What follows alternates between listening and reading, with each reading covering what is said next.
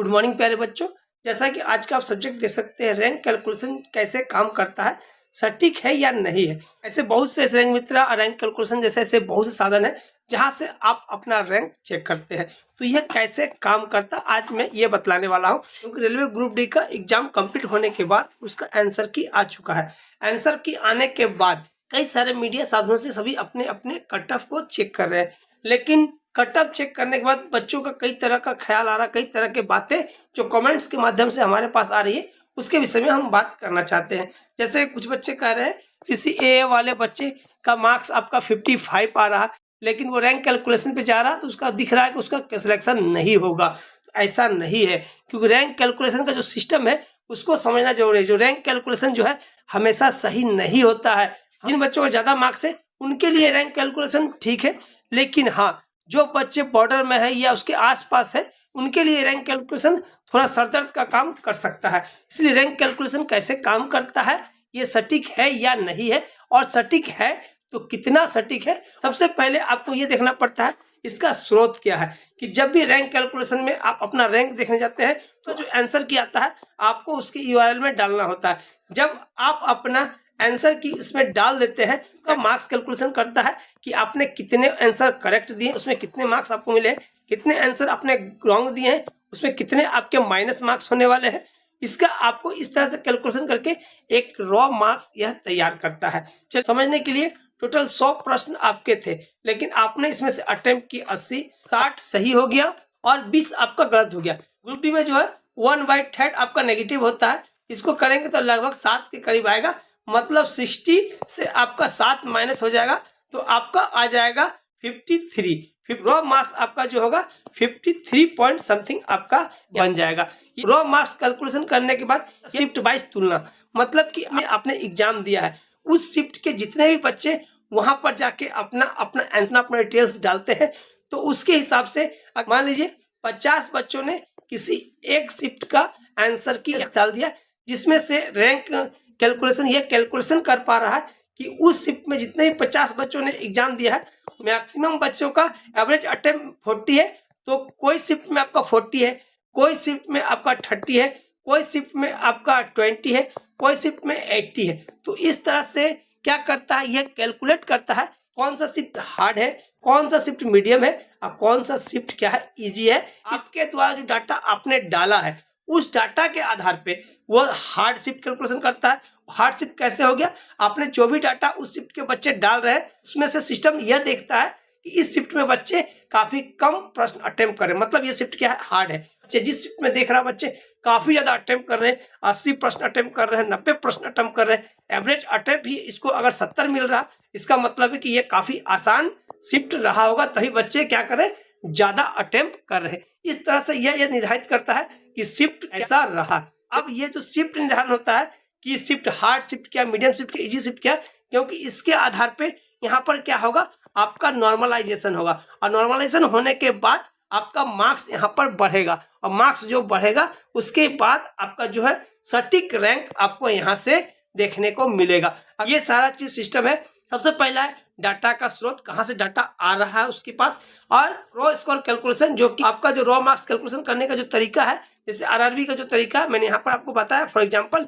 इसके बाद आपको शिफ्ट वाइज तुलना, हर शिफ्ट की तुलना भी यह कर लेता है, ऑटोमेटिक और कोडेड होता है यह सॉफ्टवेयर, इसमें आपको सारा चीज ये ऑटोमेटिक कर देता है। चलिए इसके बाद रैंक का निर्धारण, मैंने आपको बताया ना ये रैंक का निर्धारण कैसे करता है। मान लीजिए किसी शिफ्ट में 100 बच्चे यहाँ पर अपना डाटा डालते हैं, आपका मार्क्स रॉ मार्क्स आता है 80, आपका मार्क्स 80 है, 10 बच्चे ऐसे हैं जो आपसे ज्यादा मार्क्स ला चुके हैं, 10 बच्चे ऐसे जो आपसे ज्यादा ला चुके हैं, आपका नंबर कितना, 11वां, आपका रैंक क्या हो जाएगा, 11 रैंक हो जाएगा। टोटल पोस्ट अगर 15 है, आपका रैंक 11 है, तो आपका क्या होगा, सिलेक्शन यहाँ पर पक्का दिखाएगा कि चलिए आपका सिलेक्शन यहाँ से हो जाएगा। ये जो मैं बता रहा हूँ ये इसका सिस्टम है, ये सिस्टम ऐसा है, इसका मतलब ऐसा नहीं है कि यह सटीक ही होगा। मैं फिर से आपको दोहराता हूँ, यह सटीक ही होगा, ऐसा जरूरी नहीं है। और ऐसा क्यों है मैं ये भी बताऊंगा। कृपया कर वीडियो बिल्कुल भी स्किप ना करें, पूरा वीडियो देखें और इस चीज को आप समझें, जो आपके लिए बहुत उपयोगी होंगे। क्योंकि बहुत बच्चे बहुत टेंशन में है कि मेरा सिलेक्शन होगा कि नहीं होगा। वो जाके अपना रैंक चेक कर रहे हैं और रैंक में उनका जो रैंक है काफी पीछे दिखा रहा। इसका मतलब ये इनका सिलेक्शन नहीं होगा? नहीं, ऐसा बिल्कुल नहीं है, उनका भी सिलेक्शन होगा। कैसे होगा मैं आपको समझाने वाला हूँ। अभी तक हम बात कर रहे थे कि यह सिस्टम किस तरह से काम करता है। रैंक कैलकुलेशन जो भी ऐप या जो भी वेबसाइट में होता है, ये किस पर डिपेंड करता है, ये कितना सही होगा किस बात पर डिपेंड करता है? Data sample size. अगर किसी जॉब के लिए आपने आवेदन किया है, उस जॉब का पोस्ट अगर आपका 10,000 वैकेंसी आपका है, 10,000 वैकेंसी है, रैंक कैलकुलेशन में 10,000 बच्चे नहीं जाते हैं। मान लीजिए कि अगर जा रहे हैं यहाँ पर 5,000 बच्चे यहाँ पर जा रहे हैं, तो 5,000 बच्चे जाएंगे तो क्या 5,000 बच्चों का डाटा यहाँ से कितना मैच करेगा? जो 5,000 बच्चे जा रहे हैं, जो 5,000 बच्चे नहीं जा रहे, वो बच्चे कैसे होंगे? वो बच्चे वैसे बच्चे होंगे जो देख चुके कि नहीं मेरा मार्क्स काफी कम है, मेरा कुछ भी यहाँ पर नहीं होने वाला, तो वो क्या करेंगे? वो मूव ऑन कर जाएंगे। उनको पता है कि मेरा यहाँ पर नहीं होने वाला, मेरा 10 मार्क्स है, मेरे 15 मार्क्स है, मेरा -5 है, मेरा 10 है, मेरा 9 है, मैं उनको पता है। वो यहाँ पर चेक नहीं करने आएंगे। चेक करने कौन आएंगे? ये 5,000 बच्चे। वो 5,000 बच्चे भी अलग अलग माध्यमों से चेक करेंगे। उनको पता नहीं 5,000 के 5,000 बच्चे सारे आपको रैंक कैलकुलेशन में नहीं आ जाएंगे, सारे रैंक कैलकुलेशन वाले ऐप में या साइट में नहीं आएंगे, अलग अलग साइट में आएंगे। मान लीजिए यहाँ पर आपका 1,000 आया, तो 1,000 बच्चे जो ज्यादा सीरियस बच्चे वो बच्चे आ गए, तो यहाँ भी आपका 5,000 तो यहाँ पर आपका ऐसे ही माइनस चला गया। मतलब 5,000 बच्चे जो -5 ला रहे, -20 ला रहे हैं, 15 ला रहे, 10 ला रहे, 9 ला रहे, 8 ला रहे, वो बच्चे तो आपके यहाँ पर जुड़ ही नहीं रहे। वो बच्चे जुड़ेंगे? नहीं जुड़ेंगे। जब वो बच्चे आपके यहाँ नहीं जुड़ेंगे, वो आपका यहाँ भी नहीं जुड़ेंगे। जब वो नहीं यहाँ जुड़ेगा तो उससे आप एक बात को आप समझिए। चलिए एक बात समझिए, किसी का भी आपको रैंक निकालना है, मान लीजिए किसी बच्चे का आया है 100 और किसी बच्चे का आया है 20। अब इसका एवरेज क्या हो जाएगा बताइए? 20, इसको दोनों को जोड़ेंगे तो हमारा हो जाएगा 120। 120/2 एवरेज क्या आ गया? 60 आ गया। तेज बच्चा एक कमजोर बच्चा है, तो एवरेज कितना है? 60 आया। लेकिन कोई बच्चा 100 वाला है, कोई बच्चा 90 वाला है। अब ये दो बच्चे दोनों ही तेज है, लेकिन इसका 100 इसका 90, अगर इसको जोड़ते हैं तो 190। अगर जब इसका एवरेज निकालेंगे 95, इसका एवरेज कितना? 95 है। कितना का डिफरेंस आप देखिए, यहाँ आपको दिख रहा है कितना? यहाँ मेरा 60 है, यहाँ 95 है।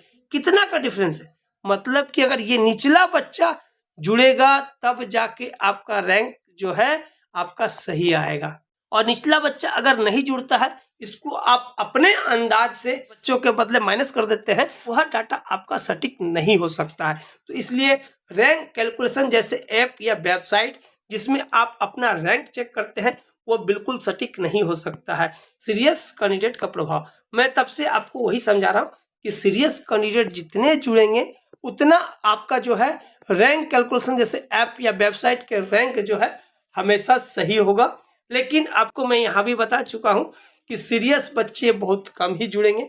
मैं किसी भी ऐसे वेबसाइट को, किसी भी ऐसे ऐप को ये नहीं कह रहा हूँ कि ये सही या एग्जैक्ट नहीं देता है, एग्जैक्ट दे सकता है, लेकिन एग्जैक्ट मैंने कहा ना उसके स्रोत पे डिपेंड करता है, कितने बच्चे जुड़ रहे हैं उस पर डिपेंड करता है, और कितने ऐसे बच्चे जुड़ रहे हैं जिनका मार्क्स कम भी है लेकिन फिर भी जाके वो अपना रैंक चेक करते हैं। चलिए ये सारी चीजें जो मैं भी बता रहा हूँ वो भी अनुमानित है, जो कोई और बता रहे वो भी अनुमानित है, रैंक कैलकुलेशन जो बता रहे वो भी अनुमानित ही लगभग समझ लीजिए। हाँ, सटीक होने के चांसेस इसके लगभग 90% 80% आपके सटीक होने के चांसेस रहते हैं। मान लीजिए यहाँ जो कटअप आपका 80+ आ रहा है, तो ये निश्चिंत रखिएगा कि आपका जो ओरिजिनल कटअप जो आएगा इससे कम ही आएगा, इससे ज्यादा बिल्कुल नहीं आएगा। इससे ज्यादा तभी आ सकता है उस वेबसाइट में या उसके कैलकुलेशन सिस्टम में कुछ ऐसे डाटा डाला जाए जो कि ओरिजिनल नहीं हो, जो बैलेंस करने के लिए दिया गया हो, या उसमें एआई का इस्तेमाल किया जाए, तो भी आपका कटअप यहाँ के हिसाब से बढ़ सकता है। इस ऐप या वेबसाइट में जो भी कटअप बताएगा आपका ओरिजिनल कटअप इससे कम ही आने के संभावनाएं बनती है, और हमेशा ऐसा ही होगा। ऐसा करता हूँ आज का वीडियो आपको अच्छा लगा हो, अगर वीडियो को अच्छा लगा है तो एक लाइक जरूर कर दीजिएगा, और हमारे साथ जुड़ के रेलवे की तैयारी करने के लिए आप हमारे चैनल को सब्सक्राइब जरूर कर ले। हम आपको रेलवे से संबंधित बेहतर से बेहतर जानकारी देने का प्रयास करेंगे। तो चलिए मिलते हैं एक बेहतरीन वीडियो के साथ अगले वीडियो में। अभी के लिए धन्यवाद।